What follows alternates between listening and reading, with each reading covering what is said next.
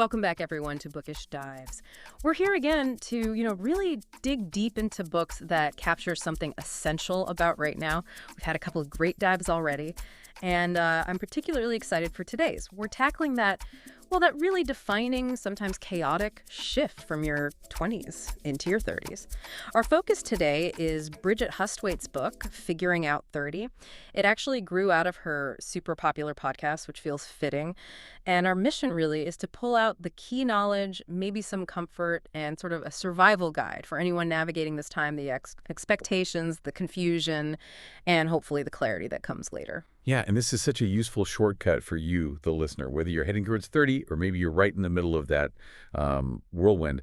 Hustwaite brings together so many different voices on this. It tackles the big stuff, career questions, relationship meltdowns, that whole can we have it all idea. It gets you feeling informed pretty quickly. What really grabs you is her own story. I mean, looking from the outside, she seemed to have everything locked down. She had the serious long-term boyfriend, financial independence, and this, amazing dream job hosting on Triple J. And just for context, Triple J in Australia is the national youth radio station. So, a huge deal. She was set, you'd think. And then chaos, confusion. As she says, it made her question absolutely everything she'd built her identity on. And that chaos often starts with what we're calling theme one, just the intense pressure cooker of turning 30. We talk a lot about ditching old norms, but honestly, the pressure is still there. Yeah. That sort of archaic ideal, the house, the family, the career path, it still dictates what life should look like at 30. Yeah, it really does. And the book shows how different that pressure can feel, too. Exactly. Like for Sean Seps, who's gay, he talks about how growing up, he thought his 30s would mean either living a lie, pretending to be straight, or maybe not even surviving. That's a whole different level of pressure. Wow, yeah. And then you see the stories she collected from listeners, just this huge gap between what they expected and what was actually happening. Like Emma, who thought, okay, 30 means married with kids.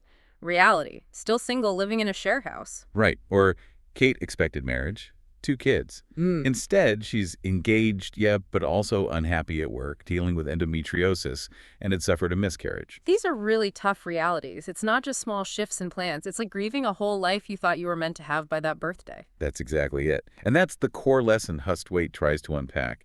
She argues that the real magic, the growth, happens when things don't go to plan. It's about seeing the fixed timeline. It's kind of an illusion.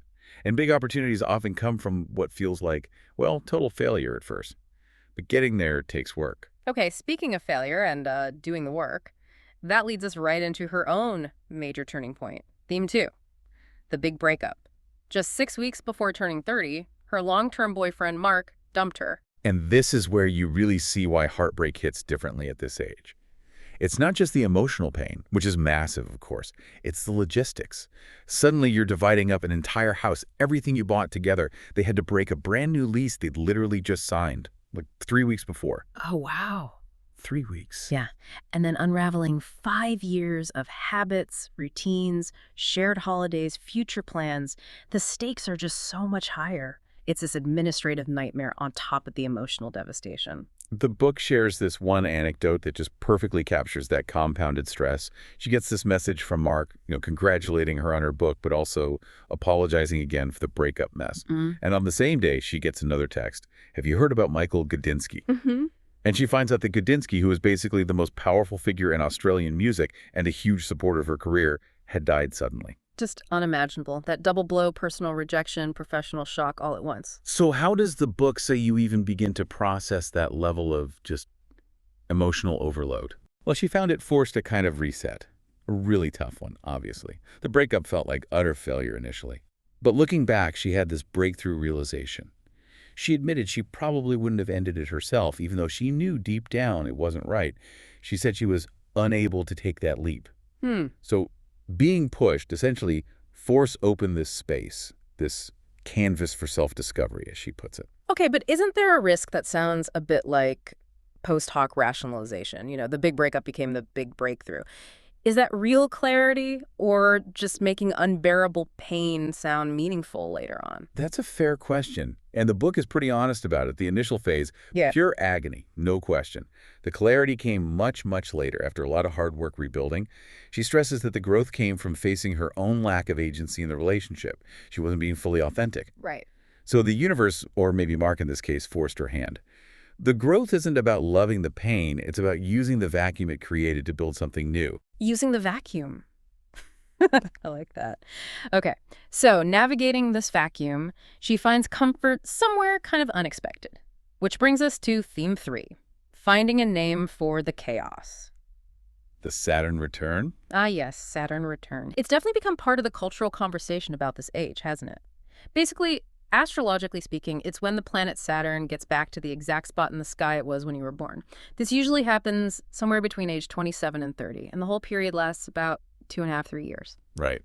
Astrologers see it as this sort of cosmic audit, a scheduled crisis almost, like a final exam for entering real adulthood. And the idea is that everything we thought we wanted comes into question, right? That seems to be the common thread. And it's not just niche astrology circles talking about it. The book points out even Adele named her album 30, talked about her Saturn return, and literally said she lost the plot during that time, which coincided with her divorce. Exactly. And the useful takeaway here, whether you buy into the astrology or not, is about what Saturn supposedly represents.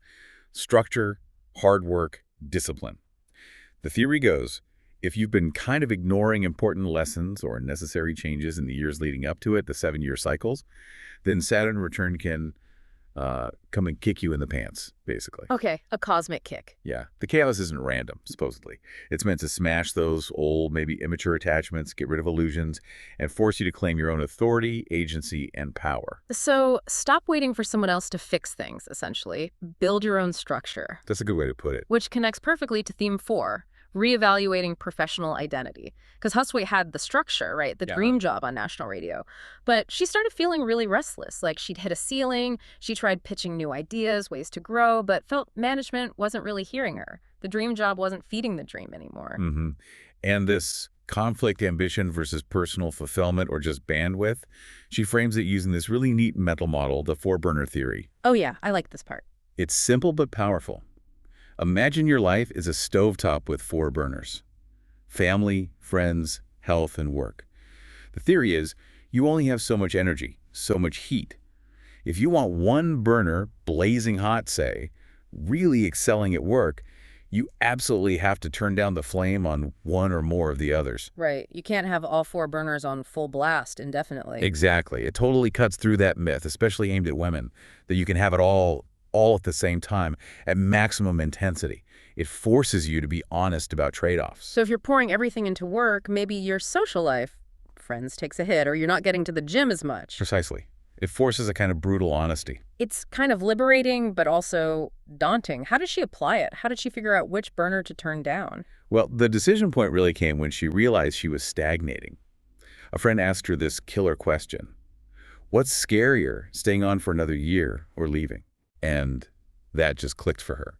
She realized staying put, clinging to that stability, was actually the riskier move for her future self. She had to make a change, bet on herself. So she quit the big national radio gig. Without another full-time job lined up, just decided to go freelance.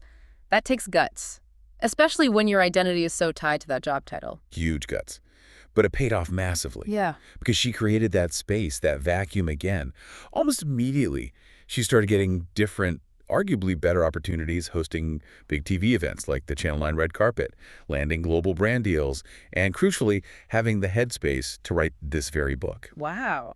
And the big takeaway there for you, the listener, is realizing that one job just cannot be expected to be your everything, your sole source of identity and fulfillment, especially when society constantly pushes us that way.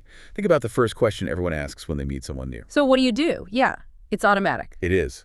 And it can be a trap if that's the only thing defining you. So this book really acts as a kind of roadmap, doesn't it? It shines a light on that shared confusion of hitting your 30s. Covers the high-stakes heartbreak, that Saturn return crisis idea, career pivots, and the impossibility of keeping all 4 burners blazing. Exactly. And her final reflection, now at 33, is really comforting. She says she's finally focused on want, not need. She's let go of worrying about what her life is supposed to look like according to some outdated script. The goal now is simpler but deeper, finding happiness, respect, fulfillment, and trusting that clarity often does emerge from chaos. But you have to engage with the chaos, do the work it demands. That's a powerful message. So if any of this resonated with you, if you're maybe wrestling with your own expectations versus reality, or feeling that 30-something pressure, definitely follow Bookish Dives. We'll keep exploring books that get into these big questions. Yeah. And maybe one last thought to leave you with, something Hustwaite shared about body image. She realized that every year, she'd look back at photos from the previous year, a year when she wished she was thinner, and she'd think, are you mad? You look good. That constant shifting goalpost. So the question for you is, what expectation are you holding on to so tightly today, maybe even criticizing yourself over, that your future self might look back on and just think, why was I so worried about that? Something to mull over.